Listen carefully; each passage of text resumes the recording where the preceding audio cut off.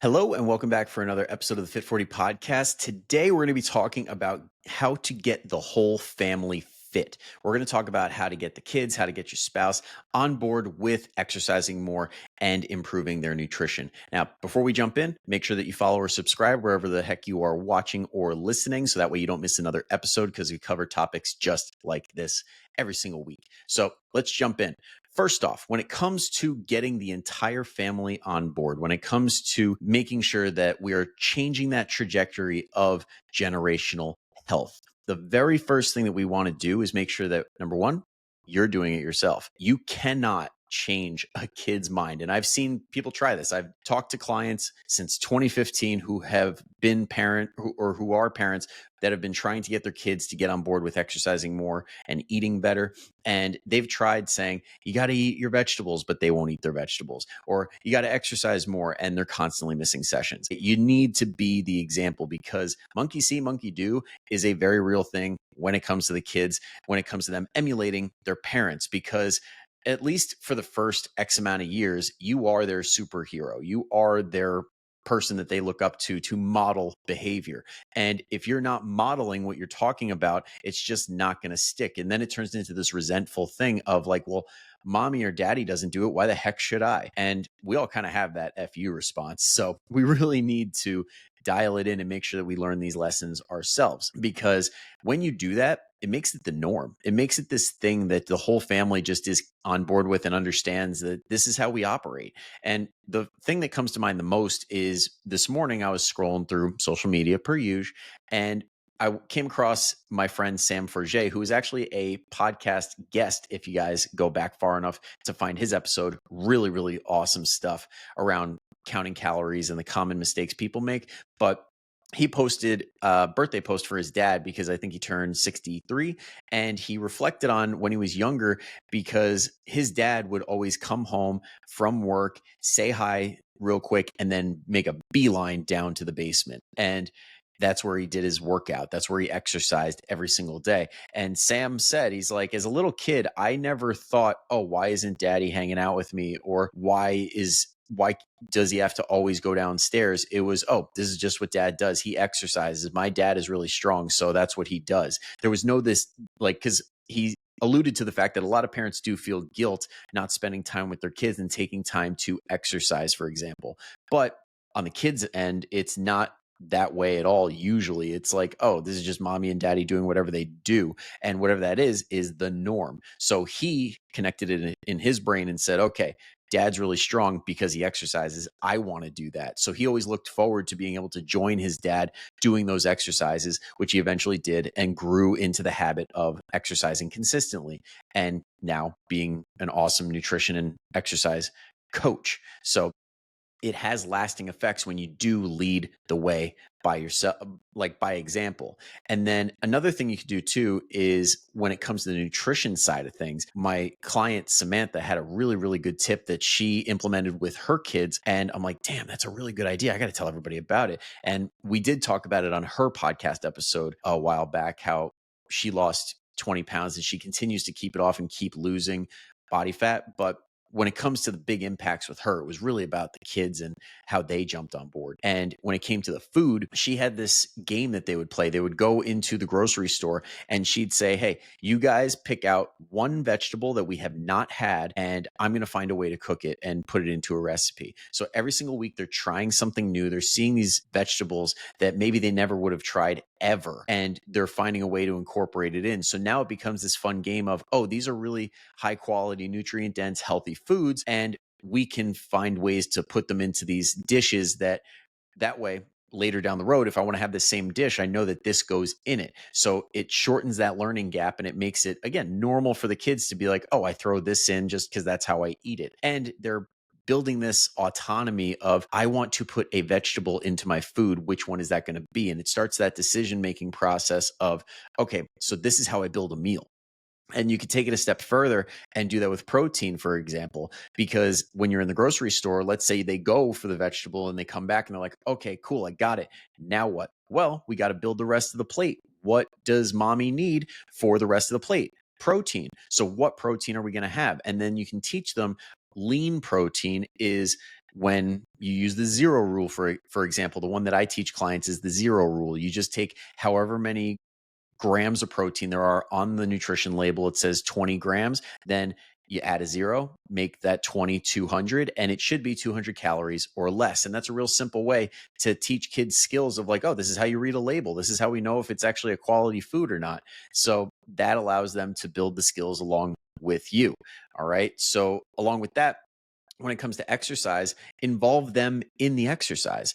So Samantha, again, one of the cool things that she would always post is her daughter getting involved in the workouts. And I've seen this happen with multiple other clients as well, where their kids get in on it and it's awesome. And they're able to do these exercises with their parents with lower weights. Like we're not using the exact same weights, but there's always a way to modify different exercises that allow kids to participate. Because at the end of the day, if they're carrying a backpack at school, they can use a couple of little tiny pink weights. If they are playing football, for example, and they have this heavy helmet on their head, chances are they can squat with like 10 pounds. It's not a big deal. I've trained kids as young as I want to say 7 or 8, and the training styles are different. Like you're not going to give a 7-year-old strict strength training protocols. It's more about just making it fun.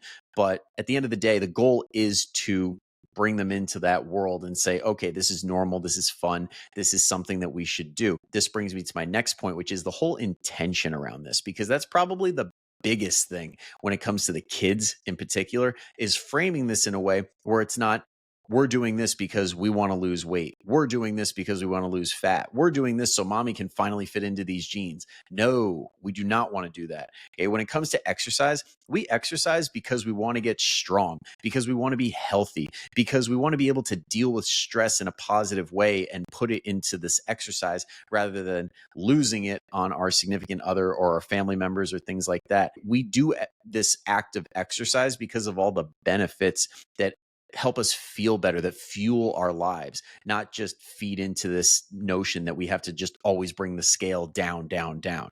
Okay. High quality foods because it gives us energy, because it keeps us healthy. And one really good frame that I like using is from John Berardi. He's the founder of Precision Nutrition, and he's got young kids and he's been super fit, but he's been on his own health journey, and he educates others on how to teach people how to eat properly, how to do things as far as nutrition is concerned in the proper way when it comes to physical and mental health. And the way that he frames it is, okay, we have this on our plate, which is usually about 70 to 80% of the plate. This is fuel for our body. This is to make our bodies feel good and keep us healthy. And then this other part of the plate, this like 10 to 20%, is for our soul. Those are the treats, because there needs to be an understanding that you can have treats. You can have these foods that are demonized, that are viewed as bad, in the right amounts. Because if you have mostly whole foods or minimally processed foods,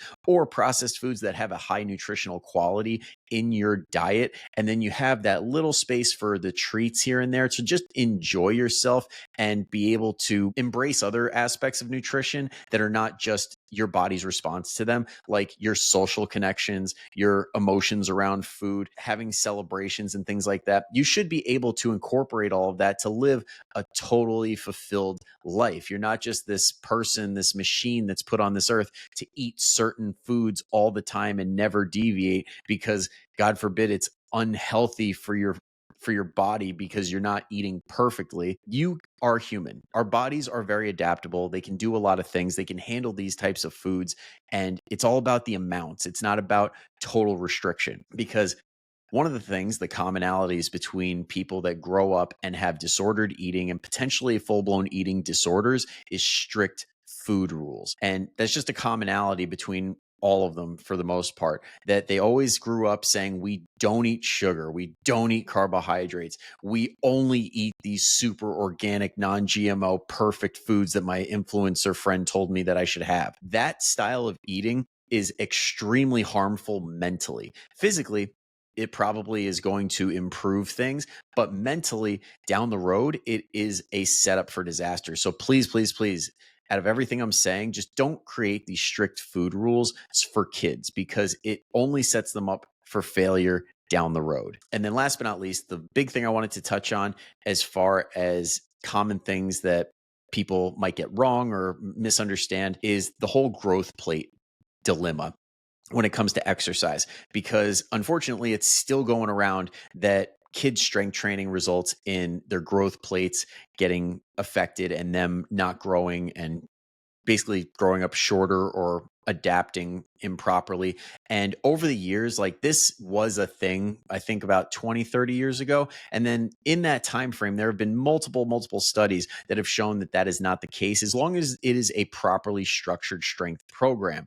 So obviously, if you have the stereotypical hardcore football or wrestling dad and they have their kid down in the weight room lifting weights that are way too heavy for them with improper form and they're potentially hurting them and getting them hurt, yes, that could set up a situation like that. But if you do something that gradually incorporates heavier weights over time that they can handle with proper form, then it is totally fine. And if anything, it's extremely beneficial. I can tell you, at least in my own experience, because I've trained many youth athletes with strength training, with speed training, and all this other stuff that help them on the field. I can tell you the earlier you get them in, the bigger the advantage, because on the field, the kids that strength train it's like being a superhuman. It's not fair because their level of coordination, their level of body awareness, and just their ability to know their own strength and be able to express it in the best way possible. If you're playing a sport that requires that, it's unfair, at least in the early years before people hit their growth spurts and like genetics just take their place and make it unfair in the other way. But let's say you do have the kid that has great genetics that got into strength training early. You are setting them up for a lot of success, not only when it comes to sports, but also just in life. Because when you can get your kids involved in stuff like this, get them strength training, get them into sports, it can create this positive cycle, this positive feedback cycle. And I'm living proof right here because I know it kind of cuts out up here, but right up in that back corner, I have my Hammer Award trophy from high school football as a little bit of a reminder to myself that, hey, you can do hard things. But that is basically for the hardest worker on the team. And in my case, it was the weight room leader, go figure. But that wouldn't have happened. And I wouldn't be a nutrition and fitness coach if it wasn't for early on when I was like, I think I was 8 when I started in football. And my coach, John Vici, best coach I've ever had in my entire life, taught me so many lessons. And one of the things that we would do is in the beginning of practice, we would do resistance exercises like push-ups, like squats, like arm circles and things like that to work our body and understand that our muscles are capable of doing more. And that's the thing. Like you want to understand that, hey, our bodies are adaptable. Our bodies can improve over time and you are capable of becoming stronger. And then when you translate that on the field and you see my hard work pays off and it translates and makes me play better and feel good and gain more confidence, this gigantic cycle of positivity is amazing. And now let's say that your kid is not into sports, maybe they're not super coordinated or they just don't enjoy it, then that's totally fine too. But just doing strength training in itself gets all those benefits too, because if you're able to do another 5 pounds, if you're able to do another repetition, if you're able to stack up all these days and do it with mom or dad together, then this again feeds into that positive cycle of I exercise, I feel good, I am stronger. And it's really cool being able to lift heavier weights and be able to do more things. Like when I help mommy bring in the groceries, I can do it with 2 bags instead of just the one. This all plays a huge role in later in life because now there's this positive association with being strong, being healthy, being fit that they're going to lean in towards because they're like, I like this. This is great. I love living life this way. And then, yeah, they might hit college and have a spurt. Like I know I had my streak where I didn't exercise or eat well for like 2, 3 months. And then I got the experience of, wow, this sucks. I kind of want to go back to feeling good. But they have the tools now where they can say, okay, I did this when I was growing up. I did this with mommy and daddy. I'm going to do this going forward. And that's the key, is that you want them to have the education and the experience and the confidence going forward into life so that way they're set up for success. So I hope that this episode helped frame things in a good way and helped give you some tactical tips on exactly how to do that. And like I said, the big thing is start with you. Learn the things you need to learn. And then that way you can teach your kids, you can teach your spouse all the things that you're learning, and then they follow suit. But you got to learn first. And it just so happens that this comes at a really good time because I'm releasing this on Wednesday of enrollment week for February for the Fit 40 program. So first week of every month is when everybody is allowed to sign up for the Fit 40 program. In that program, you learn exactly what I just taught you. Pretty much, you learn exactly how to put together meals, how to incorporate exercise, and how to do it in a time-friendly and enjoyable way so that you can stay consistent and be the example for your family. So if you want to learn all those skills so that you can do everything I just talked about, then this is absolutely for you. Just click down below to set up a free consultation call where we can talk about it, make sure it's perfect for you before you sign up. And then if it is right, if it's perfect fit for you, then it could honestly completely change your life and change your family's life. So if you want to, go ahead, do that right now. And if you are good on that for now and you want to just get more really good information and be informed and know when the next enrollment week is coming up, I only talk about it in the Fit 40 family. I only advertise it there. So if you're not in the Fit 40 family and you want to get awesome recipes, workouts, and the encouragement and support of that giant community full of moms 40 plus who are incredible and doing the things that you want to be doing, get your butt in the group. All right. That's it for today. Thank you so much for listening all the way through. I'll see you next time. But until then, go kick some ass. See you later.